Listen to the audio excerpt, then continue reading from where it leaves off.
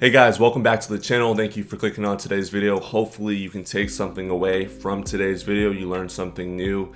And my goal is to expose you guys to my thinking and how I'm going to process this, kind of a new world order that we're slowly moving into in the best ways possible. Okay, I don't have all the answers, obviously. I'm just a 24-year-old in California that has a YouTube channel, and some of you guys share the same opinions and agree with what I say, some of you don't. But I want to prepare you guys for where I believe the world's headed and how you as a young man can adapt to this new world and what to prepare for, what to look out for, because we're starting to see early signs of where the world is going. With the adoption of Facebook and all these social media platforms like Instagram, we're seeing people that are unsatisfied with their real lives move on to platforms and experiences in the virtual world that is more satisfying for them. And what we're seeing with big tech companies like Facebook, Microsoft, Apple, even Amazon, these blue chip tech companies are investing a ton of their resources into the digital world, the augmented reality world, the virtual world, all right, the metaverse. And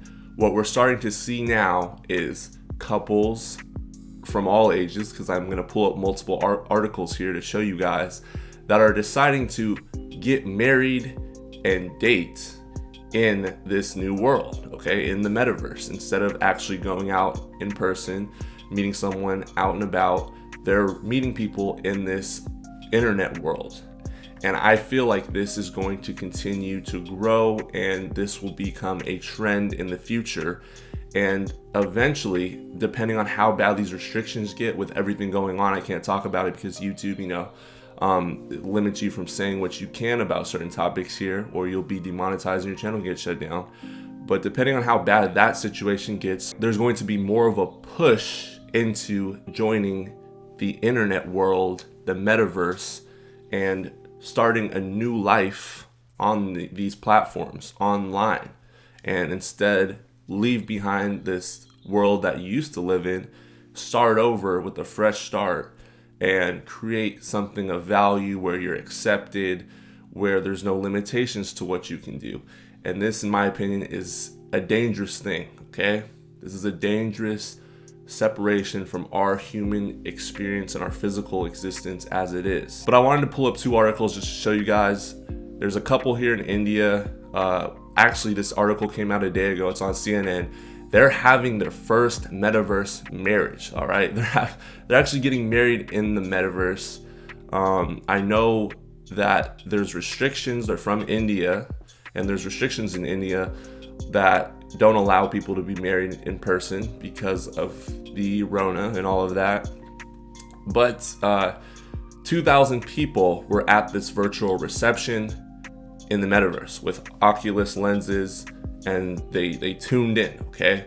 And it was almost like a real event. As you can see, he is a computer programmer. He designed it to be like a Hogwarts theme, Harry Potter themed wedding. These are the people, what they look like on their avatars, and this is what they look like in real life. All right, in my opinion, they look completely different.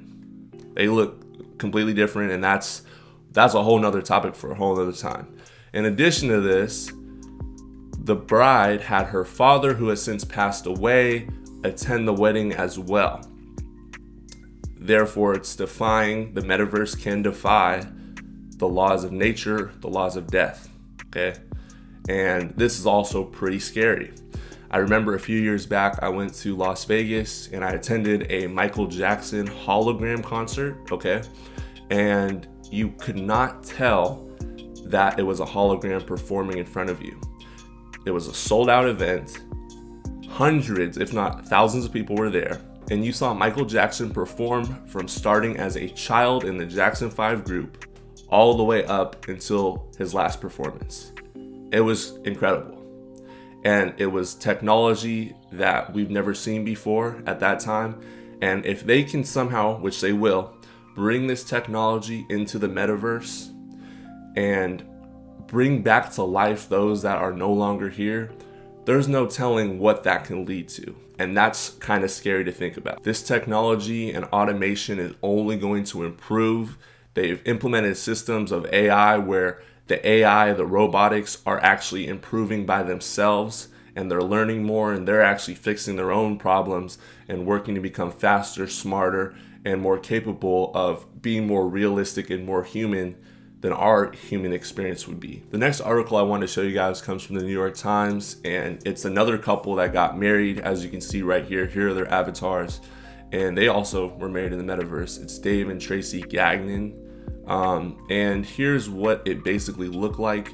In attendance here, if we zoom in, these are their family members and their custom avatars, all dancing, performing, and joining this virtual wedding. This is a theme that is going to continue, guys, and in my opinion, we are going to see a lot of people participating in this new virtual reality and these new relationships that are created online rather than in person. And in my opinion, this is a very scary thing that can lead to disassociation, overstimulation. It can lead to people lying about their looks. In this article as well, if you guys want to read it, I'll link it in the description. She talks about how she's always a size 4 in the metaverse, and she's customized her avatar to look to the best it can. She's customized certain outfits that she couldn't afford in real life, certain looks that she used to have that are no longer there. You know, and I'm not saying the man doesn't do the same thing, but this is what it's leading to. It's a deceptive form of social interaction with each other. And while it can technically save you a lot of money you'd spend on a real wedding, at the same time it takes away that human experience of being around people and interacting with people. And we're already starting to slowly lose that with just being isolated as it is. And they're really pushing this thing out so we can all join this virtual world. And in my opinion, if you don't listen and you don't comply with what these big tech companies want you to do, what's holding them back from just shutting down your internet in your section or your online world or your virtual world? There's nothing stopping them now. Because if everyone joins, someone has to run the thing and has complete control over the internet and the electricity in certain areas. So if you don't vote a certain way, if you don't participate in certain things, if you have an opinion, a strong opinion about something that is, controversial, and you think for yourself, what's in it for them to not just shut down that section, that region you're living in, and you can no longer make money, you can no longer attend events, you can't interact, you can't live, you can't buy food in the real world, because eventually, if the metaverse takes over, you're going to earn money through the metaverse to spend in the real world, and vice versa. Okay? So what's in it for them to not just shut that down completely if you don't listen to them, you don't comply?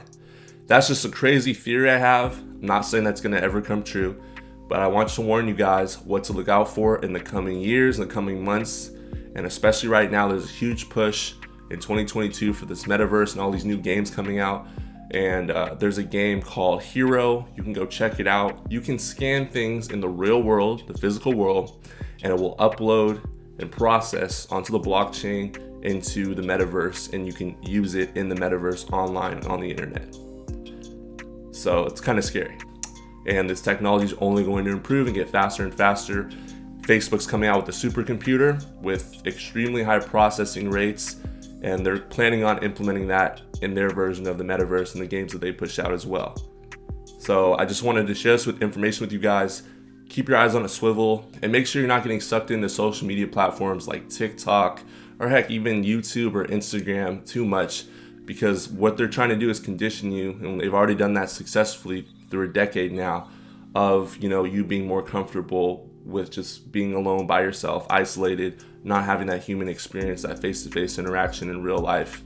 And there's no telling what that can lead to if we completely lose that experience as humans in the coming years, in the coming months. And I'd hate for you to be distracted by 10-second funny clips on TikTok while all this is going on behind the scenes in the real world. So I'm just putting it out there. You guys need to be educated, you need to be reading, you need to understand what's going on and be aware of it. Don't be afraid of it, but prepare for what is to come and have your options and your resources, your assets available so you can best prepare for the new world order. Thank you guys for watching today's video. Hopefully it was informative and insightful. And let me know what you think about the upcoming metaverse and the human relationship interactions that we'll see in the future. Do you think they'll always be online? Do you think we'll have online and in person, or solely in person and the metaverse will fail? Let me know your thoughts. Look forward to hearing from you. Have a blessed rest of your day. I'm gone. Have a good one.